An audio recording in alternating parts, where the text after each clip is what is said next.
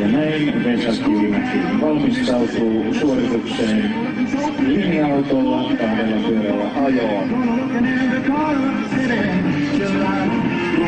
Ja siitä lähdetään rampille.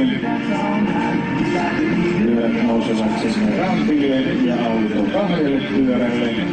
Löytyykö oikea linja? Sieltä taisi löytyä heti kättelyssä oikea balanssi. Tyylikkäästi Vesa kurvailee tällä 10 000 kiloa painavalla linja-autolla täällä kentällä auringon laskiessa kauniin syysilman halutessa ja pitkälle menee hitaasti, mutta varmasti. Tällaista ette ole varmasti koskaan aikaisemmin voineet kuvitellakaan näkevänne, mutta totta se on. Ainoa mies Euroopassa, joka tekee tällaista ohjelmaa, hän on täällä tänään. Tällaista ei ole nähty edes James Bond-filmeissä. Hän on taitoajon maailman mestari, Crazy Vesa.